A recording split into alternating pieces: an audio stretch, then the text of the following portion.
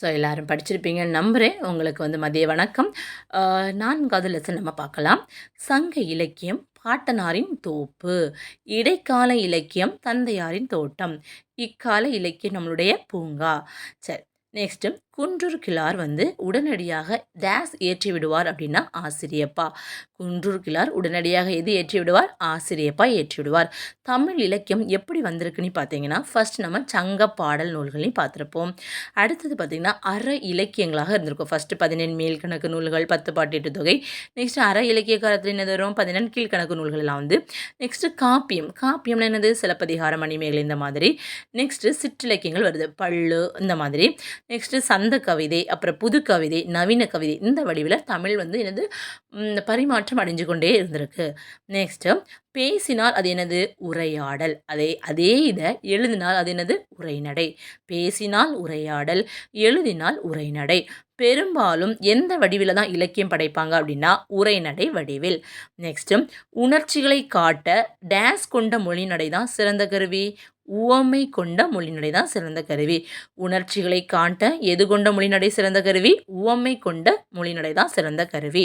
Next திருப்பரங்குன்றத்தின் அழகை பார்ப்பதற்கென்றே என்று தொடங்கக்கூடிய அந்த லைனுடைய ஆசிரியர் யாருன்னா நான் பார்த்தசாரதி. ஓகேவா? திருப்பரங்குன்றத்தின் அழகை பார்ப்பதற்கென்றே, பார்ப்பதற்கென்றே பார்த்தசாரதி. ஓகேவா? ஞாபகம் வச்சுக்கோங்க. பார்ப்பதற்கென்றே என்னது? பார்த்தசாரதி.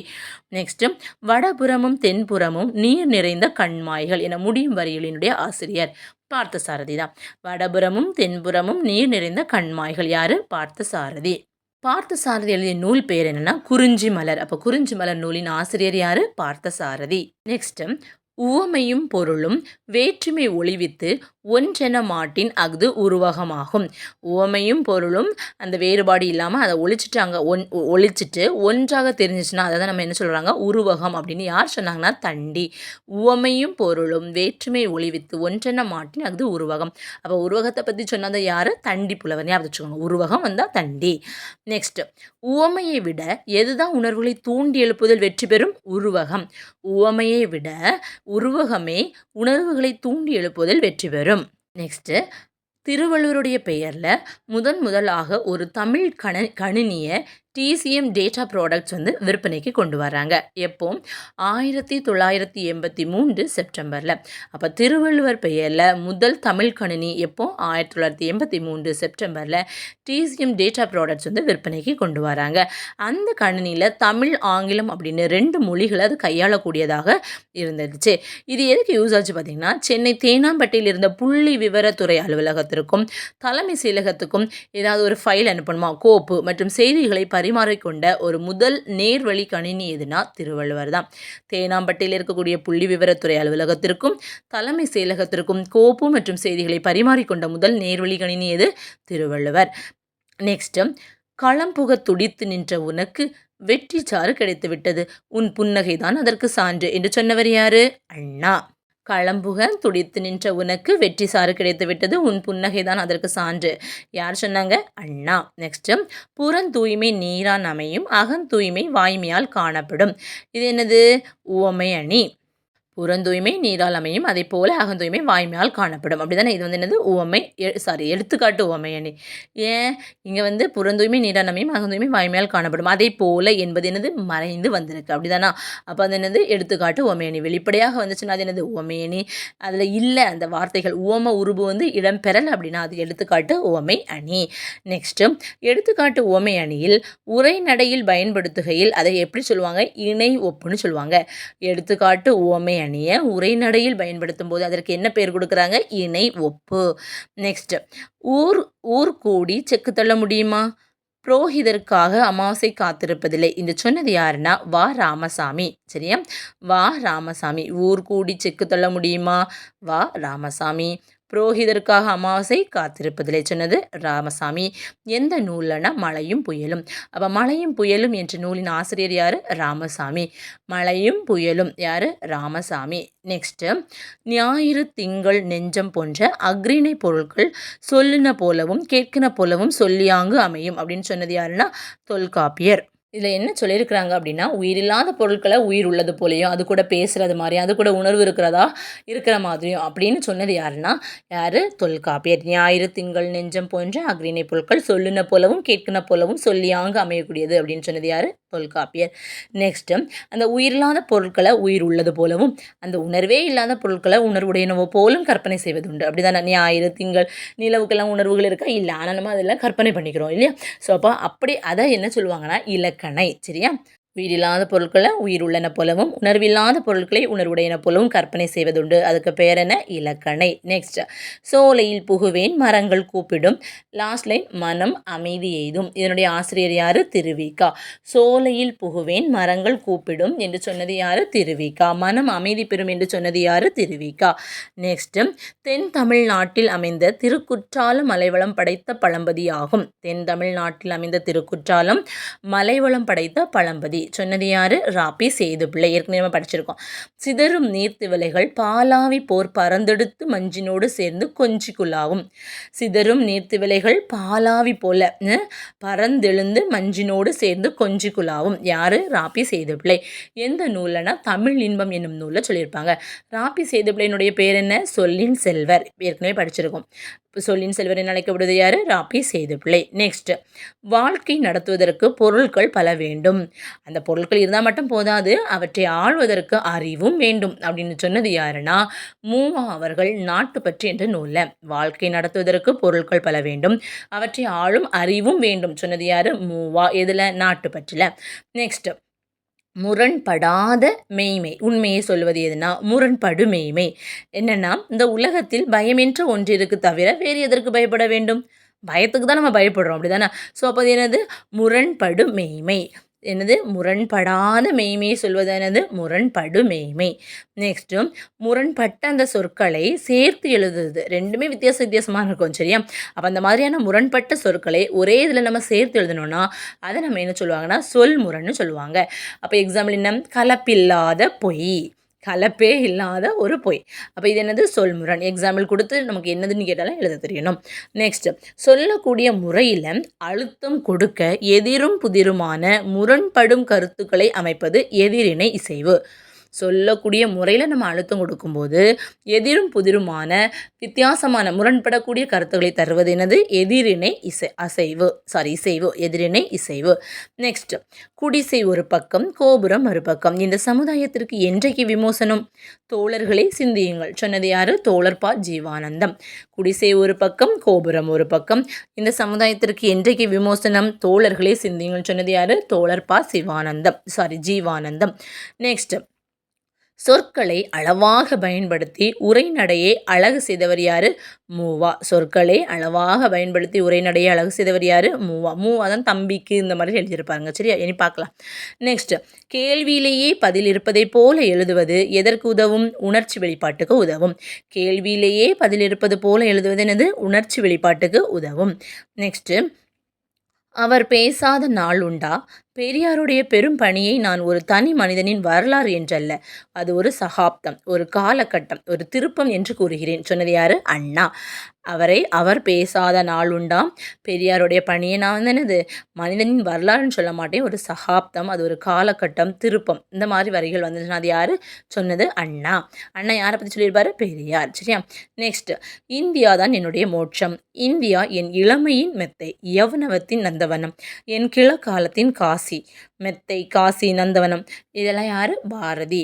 இந்தியா தான் என்னுடைய மோட்சம், இந்தியா என் இளமையின் மெத்தை, யௌவனத்தின் நந்தவனம், என் கிழக்காலத்தின் காசி சொன்னது யாரு? பாரதி. ஸோ இந்த உரைநடையின் அணிகலன்கள் என்னும் கட்டுரை வந்து எழில் முதல்வன் அவர்களுடைய புதிய உரைநடை நூலில் காணப்படுது. சரியா? அப்போ எழில் முதல்வனினுடைய இதுதான் உரைநடையின் அணிகலன்கள் என்னும் கட்டுரை. அப்போ உரைநடையின் அணிகலன்கள் என்னும் கட்டுரை எந்த நூலில் இருக்குது? புதிய உரைநடை நூலில் இருக்குது. இவருடைய இயற்பெயர் என்னென்னா மா. ராமலிங்கம். எழில் முதல்வனினுடைய இயற்பெயர் என்ன? ராமலிங்கம்.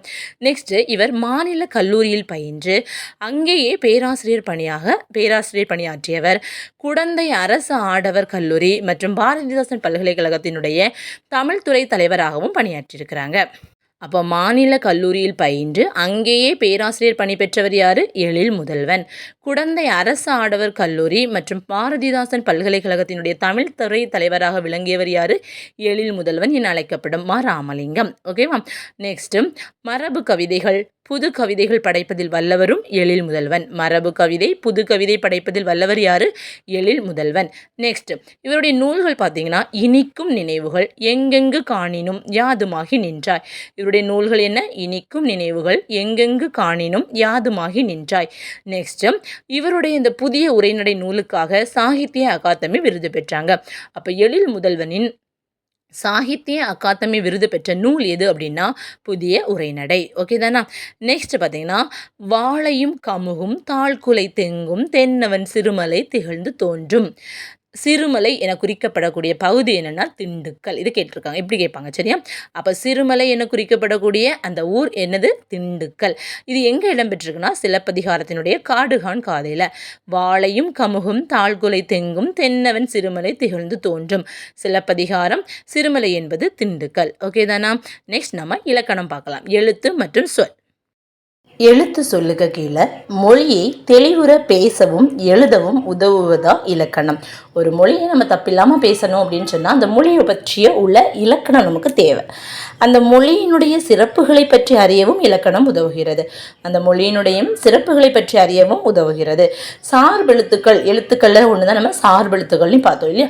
சார்பெழுத்துக்கள் 10 வகைப்படும் அப்படின்னு பார்த்துருக்கோம். அதில் நம்ம இப்போ என்னது? சார்பெழுத்துக்கள் 10 வகைப்படும். இதில் நம்ம இன்னைக்கு அளபெடுத்தலை நம்ம பார்க்க போகிறோம். ஓகேவா?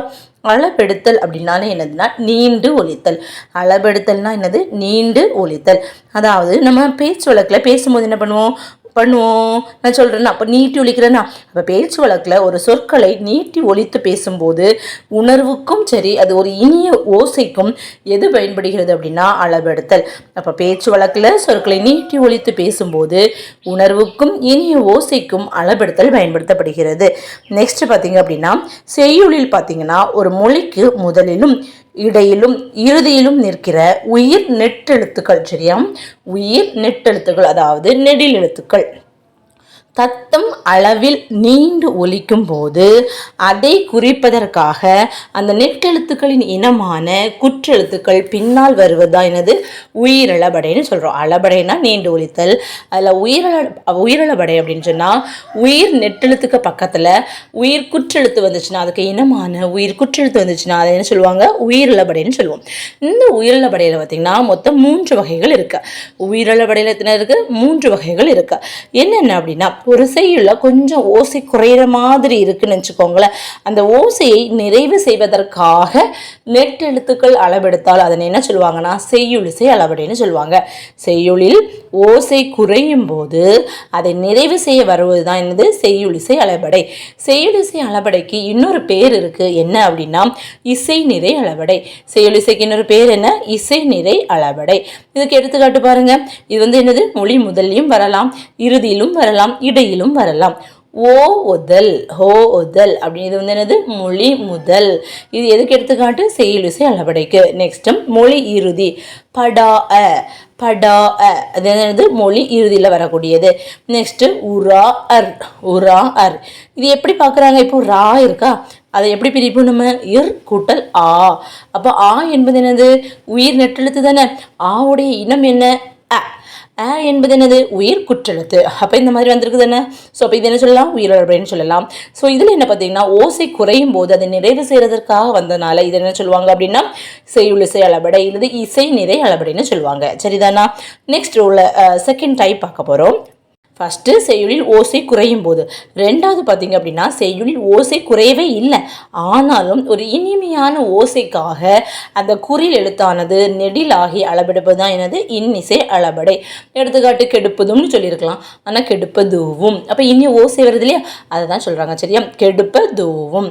நெக்ஸ்ட்டு செய்யுளில் ஒரு பெயர் சொல்லானது எச்ச சொல்லாக மாறி அளபெடுப்பது தான் என்னது? சொல்லிசை அளபடை. செய்யுளில் ஒரு பெயர் சொல் எச்ச சொல்லாக திரிந்து அளபெடுப்பதா சொல்லிசை அளபடைன்னு சொல்லுவாங்க. ஃபார் எக்ஸாம்பிள் நசை. நசைனா என்னது? விருப்பம். நசை என்பது என்னது? விருப்பம். அப்போ இது என்ன சொல்? பெயர் சொல்லா, வினை சொல்லா, இடை சொல்லலாம்? பெயர் சொல், அப்படிதானே? ஆனால் விருப்பம் என்பது விரும்பி அப்படின்னு வந்தால் என்னது? அது வினை எச்சமாக மாறிடும். ஏன்னா லாஸ்ட்டில் ஈ வந்து முடிஞ்சிருக்கு, அப்படிதானே? ஈனி முடிஞ்சாலும் அது என்னது? வினை எச்சம்னு வரும். சரியா? அப்போ இந்த எக்ஸாம்பிள் பாருங்க. உரநசை உள்ளம். அப்போ என்னது? நசைன்னு வந்திருக்கணும், அதான் நசையின்னு வந்திருக்கு. அப்போ விரும்பி என்று ஒரு பெயர் சொல் எச்ச சொல்லாக வந்தனால இதை சொல் இசையால் அப்படின்னு நம்ம சொல்லுவோம். நெக்ஸ்ட் பார்க்கலாம். செய்யுளில் ஓசை குறையும் போது அதை நிறைவு செய்வதற்கு மெய்யெழுத்துக்களான ஞஞன நமன வயலள. சரியா? நல்லா பார்த்துடுங்க. ஞஞன நமன வயலள ஆகிய 10 எழுத்தும் ஆயுத எழுத்தும் அளபெடுக்கிறது தான் நம்ம ஒற்றளபடைன்னு சொல்லும். உயிரளபடை பார்த்தாச்சு. இது வந்து என்னது? ஒற்றளபடை. சரியா? யங் இறைவன், எஃகிலங்கிய. சரியா? அப்போ மொத்தம் எப்படி கேட்பாங்கன்னா, இது ஆல்ரெடி ஒரு கேட்ட கொஸ்டின். என்ன கேட்டிருந்தாங்கன்னா, ஒற்றளபடையின் அளபெடுக்கும் எழுத்துக்கள் எத்தனை? ஒற்றளபடையில் அளபெடுக்கும் எழுத்துக்கள் எத்தனை? ஞஞன நமன வயலள 10, அக்கு 1.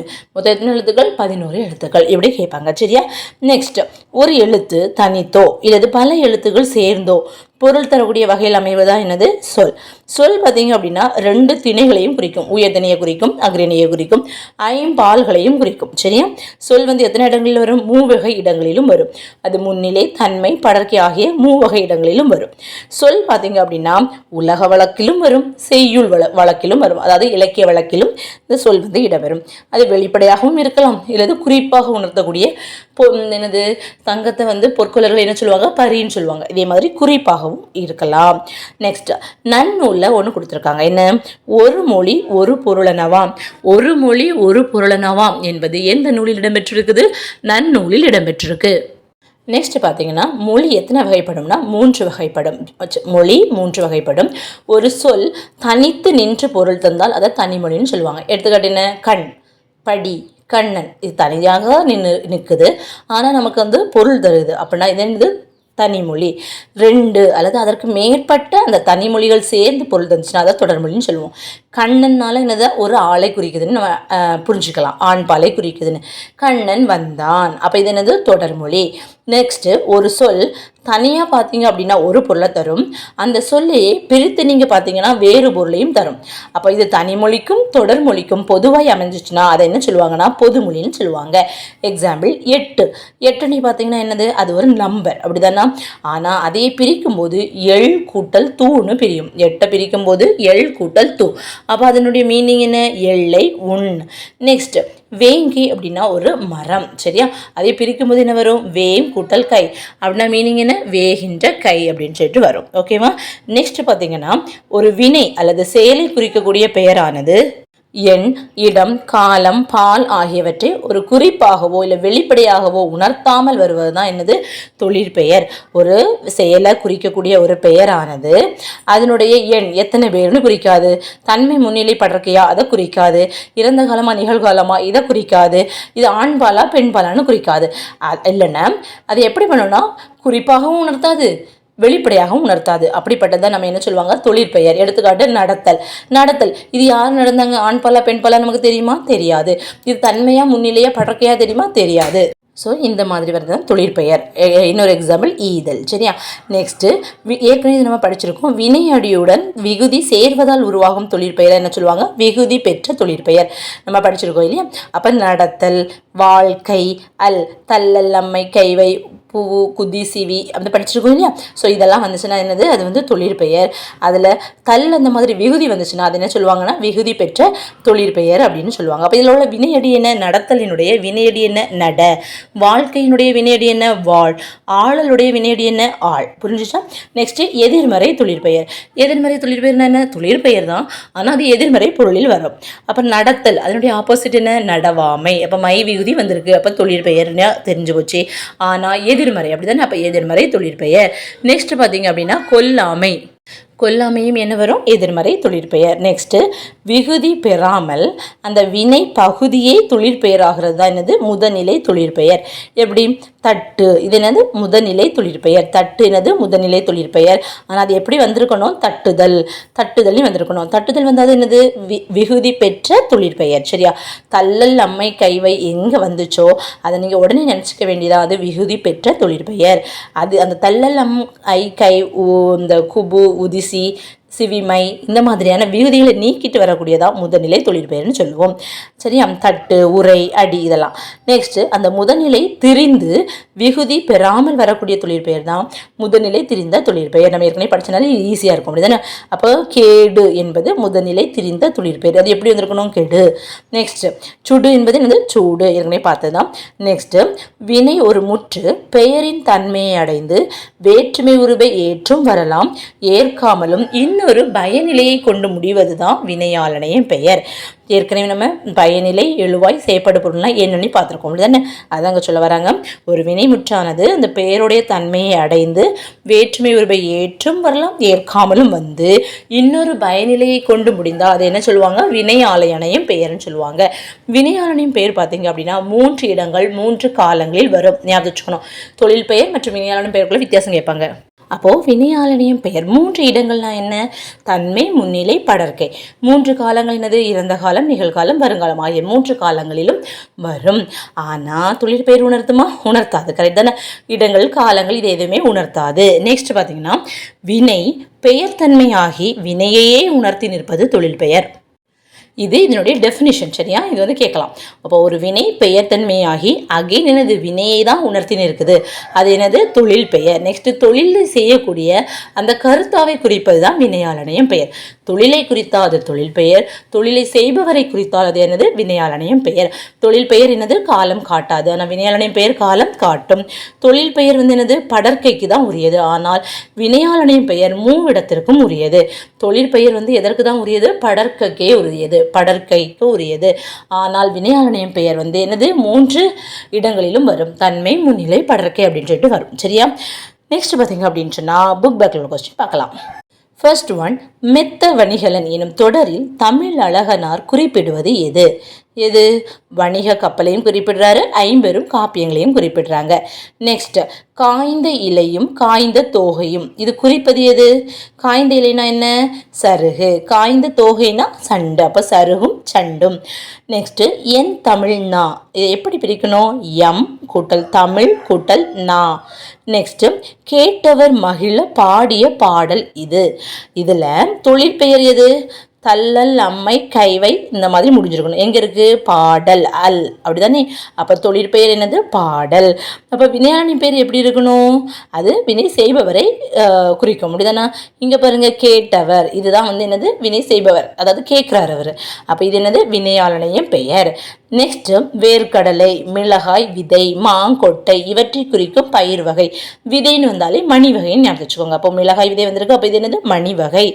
நெக்ஸ்ட் மண்ணும் சிலம்பே மணிமேகலை வடிவே முன்னும் நினைவால் முடித்தாள வாழ்த்துவமே. இது யாருடைய வரிகள் அப்படின்னா பெருஞ்சித்திரனார். மண்ணும் சிலம்பே மணிமேகலை வடிவே முன்னும் நினைவால் முடித்தாள வாழ்த்துவமே, பெருஞ்சித்திரனார். நெக்ஸ்ட் உடுப்பதோவும் உண்பதோவும் காணேன் பிறர் மேல் வடு காண் வற்றாகும் கீழ். உடுப்பதூவும், இதை நம்ம உடுப்பதும்னு போட்டிருந்தா கூட ஓசை வந்து ஒன்றும் குறையாது, அப்படி தானே? ஆனால் இனிய ஓசைக்காக மட்டுமே சும்மா சேர்த்துருக்காங்க. அதனால் இதை என்ன சொல்லுவாங்க? இன்னிசை அளபடை. சரியா? உடுப்பதுவும் உண்பதுவும் என்னது? இன்னிசை அளபடை. நெக்ஸ்ட் மரமது மரத்தில் ஏறி மரமுடன் மரம் எடுத்தார். ஃபுல்லுமே மரம்னே வந்திருக்கும். அப்படி மரம்னு வந்து ஒரு பாடல் தந்துட்டாங்கன்னா அதனுடைய ஆசிரியர் யாருன்னு கேட்டாங்கன்னா சுந்தர கவிராசர் ஞாபகம் வச்சுக்கோங்க. சரியா? மரமது மரத்தில் ஏறின்னு தொடங்கி மரமுடன் மரம் எடுத்தார். இதில் 11 முறை வந்து மரம் வந்திருக்கு. எத்தனை முறை? 11 முறை. இதனுடைய ஆசிரியர் யார்? சுந்தர கவிராசர். நெக்ஸ்ட் நம்ம ஆரத்தி எடுக்கிறோம்னு சொல்கிறோம் இல்லையா? ஆரத்தியை நம்ம வந்து எப்படி பிரிச்சுறதெல்லாம்? ஆல் குட்டல் அத்தி. என்னது? ஆல் குட்டல் அத்தி தான் ஆரத்தி. நெக்ஸ்ட் ஒரு famous quote, if you talk to him in his own language that goes to his heart. அதாவது நீங்கள் ஒரு மனிதனுடன் அவங்களுடைய சொந்த தாய்மொழியில் பேசுனீங்க அப்படின்னு சொன்னால் நீங்கள் சொன்னது காது வரை மட்டும் போகாது, அவங்களுடைய இதயத்து வரை போய் அதை டச் பண்ணும் அப்படின்னு சொன்னது யாருன்னா நெல்சன் மண்டேலா. சரியா? If you talk to him in his own language that goes to his heart, Nelson Mandela. Next, language is the road map of a culture, Rita Mae Brown. Language is the road map of culture. ஒரு நாகரிகம் பண்பாடு இதுக்கு எல்லாமே road map எதுதான்? Language, மொழி. சொன்னது யாரு? Rita Mae brown. Next தேனிலே ஊறிய செந்தமிழின் ஆசிரியர் கவிமணி. தேனிலே ஊறிய செந்தமிழின் யாரு? கவிமணி. நெக்ஸ்ட்டு தேனினும் இனிய நற்செந்தமிழ் மொழியே, ஊனினும் ஒளிர் வரும் ஒண்டமிழ் மொழியே, தலைத்தினி தோங்குவாய் தண்டமிழ் மொழியே. ஆசிரியர் கா. நமச்சிவாயர். தேனினும் இனிய நற்செந்தமிழ் மொழியே, ஊனினும் ஒளிர்வரும் ஒண்டமிழ் மொழியே.